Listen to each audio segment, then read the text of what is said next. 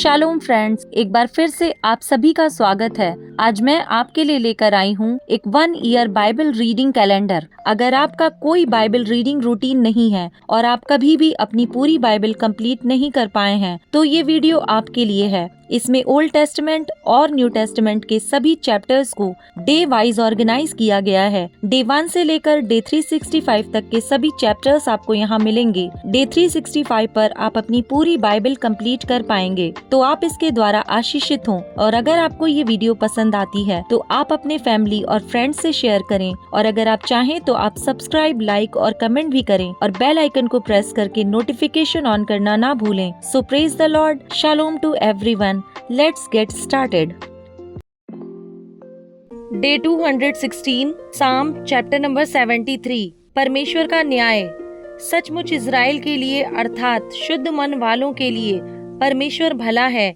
मेरे डग तो उखड़ना चाहते थे, मेरे डग फिसलने ही पर थे, क्योंकि जब मैं दुष्टों का कुशल देखता था तब उन घमंडियों के विषय डाह करता था, क्योंकि उनकी मृत्यु में वेदनाएं नहीं होती परंतु उनका बल अटूट रहता है। उनको दूसरे मनुष्यों के समान कष्ट नहीं होता और अन्य मनुष्यों के समान उन पर विपत्ति नहीं पड़ती। इस कारण अहंकार उनके गले का हार बना है, उनका ओढ़ना उपद्रव है, उनकी आंखें चर्बी से छलकती हैं, उनके मन की भावनाएं उमड़ती हैं। वे ठट्टा मारते हैं और दुष्टता से अंधेर की बात बोलते हैं। वे डींग मारते हैं, वे मानो स्वर्ग में बैठे हुए बोलते हैं और वे पृथ्वी में बोलते फिरते हैं।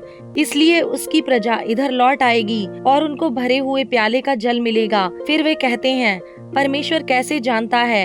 क्या परम प्रधान में कुछ ज्ञान है? देखो, ये तो दुष्ट लोग हैं, तो भी सदा आराम से रहकर धन संपत्ति बटोरते रहते हैं। निश्चय मैंने अपने हृदय को व्यर्थ शुद्ध किया और अपने हाथों को निर्दोषता में धोया है, क्योंकि मैं दिन भर मार खाता आया हूँ और प्रति भोर को मेरी ताड़ना होती आई है। यदि मैंने कहा होता मैं ऐसा ही करूँगा, तो देख मैं तेरी संतान के साथ क्रूरता का व्यवहार करता। जब मैं सोचने लगा कि इसे मैं कैसे समझूं, तो यह मेरी दृष्टि में अति कठिन समस्या थी, जब तक कि मैंने ईश्वर के पवित्र स्थान में जाकर उन लोगों के परिणाम को ना सोचा। निश्चय तू उन्हें फिसलने वाले स्थानों में रखता है और गिराकर सत्यानाश कर देता है। आहा, वे क्षण भर में कैसे उजड़ गए हैं, वे मिट गए, वे घबराते घबराते नष्ट हो गए हैं। जैसे जागने हारा स्वप्न को तुच्छ जानता है, वैसे ही हे प्रभु, जब तू उठेगा तब उनको छाया सा समझकर तुच्छ जानेगा। मेरा मन तो कड़वा हो गया था, मेरा अंतःकरण छिद गया था। मैं तो पशु सरीखा था और समझता ना था। मैं तेरे संग रहकर भी पशु बन गया था, तो भी मैं निरंतर तेरे संग ही था। तूने मेरे दाहिने हाथ को पकड़ रखा। तू सम्मति देता हुआ मेरी अगुवाई करेगा और तब मेरी महिमा करके मुझको अपने पास रखेगा।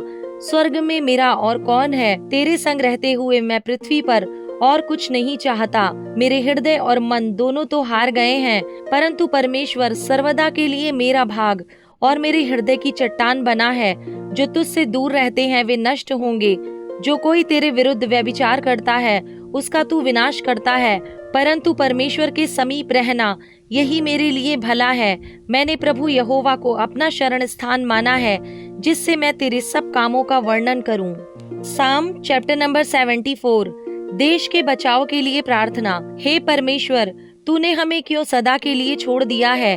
तेरी कोपाग्नि का धुआं तेरी चराई की भेड़ों के विरुद्ध क्यों उठ रहा है? अपनी मंडली को जिसे तूने प्राचीन काल में मोल लिया था और अपने निज भाग का गोत्र होने के लिए छुड़ा लिया था, और इस सियोन पर्वत को भी जिस पर तूने वास किया था स्मरण कर। अपने डग अनंत खंडहरों की ओर बढ़ा, अर्थात उन सब बुराइयों की ओर जो शत्रु ने पवित्र स्थान में की हैं। तेरे द्रोही तेरे पवित्र स्थान के बीच गरजते रहे हैं। उन्होंने अपने ही ध्वजाओं को चिन्ह ठहराया है। वे उन मनुष्यों के समान थे जो घने वन के पेड़ों पर कुल्हाड़े चलाते हैं, और अब वे उस भवन की नक्काशी को कुल्हाड़ियों और हथौड़ों से बिल्कुल तोड़े डालते हैं। उन्होंने तेरे पवित्र स्थान को आग में झोंक दिया है और तेरे नाम के निवास को गिराकर अशुद्ध कर डाला है। उन्होंने मन में कहा है, हम इनको एकदम दबा दें। उन्होंने इस देश में परमेश्वर के सब सभा स्थलों को फूंक दिया है। हमको हमारे निशान नहीं देख पड़ते। अब कोई नबी नहीं रहा, न हमारे बीच कोई जानता है कि कब तक यह दशा रहेगी। हे परमेश्वर, द्रोही कब तक नाम धराई करता रहेगा? क्या शत्रु तेरे नाम की निंदा सदा करता रहेगा? तू अपना दाहिना हाथ क्यों रोके रहता है? उसे अपने पांजर से निकाल कर उनका अंत कर दे। परमेश्वर तो प्राचीन काल से मेरा राजा है, वह पृथ्वी पर उद्धार के काम करता आया है। तूने तो अपनी शक्ति से समुद्र को 2 भाग कर दिया। तूने तो जल में मगरमच्छों के सिरों को फोड़ दिया। तूने तो लिव्यातानों के सिर टुकड़े टुकड़े करके जंगली जंतुओं को खिला दिए। तूने तो सोता खोलकर जल की धाराएं बहाई। तूने तो सोता खोलकर जल की धारा बहाई। तूने तो 12 नदियों को सुखा डाला। दिन तेरा है, रात भी तेरी है, सूर्य और चंद्रमा तो तूने स्थिर किया है। तूने तो पृथ्वी की सब सीमाओं को ठहराया। धूप काल और जाड़ा दोनों तूने ठहराए हैं। हे यहोवा, स्मरण कर कि शत्रु ने नाम धराई की है और मूढ़ लोगों ने तेरे नाम की निंदा की है। अपनी पिंडुकी के प्राण को वन पशु के वश में ना कर। अपने दीन जनों को सदा के लिए ना भूल। अपनी वाचा की सुधि ले, क्योंकि देश के अंधेरे स्थान अत्याचार के घरों से भरपूर हैं। पिसे हुए जन को अपमानित होकर लौटना ना पड़े। दीन और दरिद्र लोग तेरे नाम की स्तुति करने पाएं। हे परमेश्वर, उठ, अपना मुकदमा आप ही लड़। तेरी जो नाम धराई मूढ़ द्वारा दिन भर होती रहती है, उसे स्मरण कर।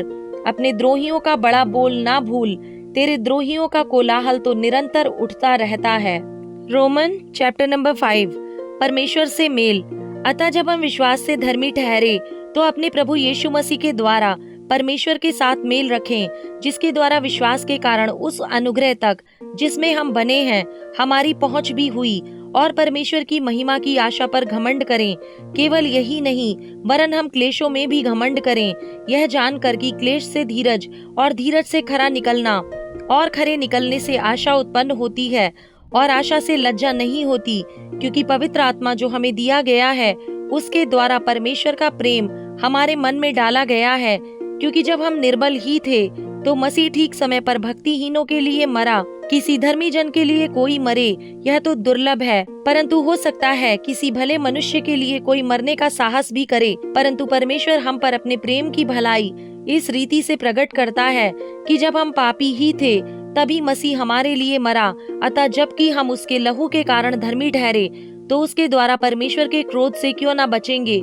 क्योंकि बैरी होने की दशा में उसके पुत्र की मृत्यु के द्वारा हमारा मेल परमेश्वर के साथ हुआ, तो फिर मेल हो जाने पर उसके जीवन के कारण हम उद्धार क्यों न पाएंगे। केवल यही नहीं, परंतु हम अपने प्रभु यीशु मसीह के द्वारा, जिसके द्वारा हमारा मेल हुआ है, परमेश्वर में आनंदित होते हैं। आदम द्वारा मृत्यु, मसीह द्वारा जीवन। इसलिए जैसा एक मनुष्य के द्वारा पाप जगत में आया और पाप के द्वारा मृत्यु आई, और इस रीति से मृत्यु सब मनुष्यों में फैल गई, क्योंकि सबने पाप किया। व्यवस्था के दिए जाने तक पाप जगत में तो था, परंतु जहाँ व्यवस्था नहीं वहाँ पाप गिना नहीं जाता। तो अभी आदम से लेकर मूसा तक मृत्यु ने उन लोगों पर भी राज्य किया जिन्होंने उस आदम जो उस आने वाले का चिन्ह है के अपराध के समान पाप ना किया।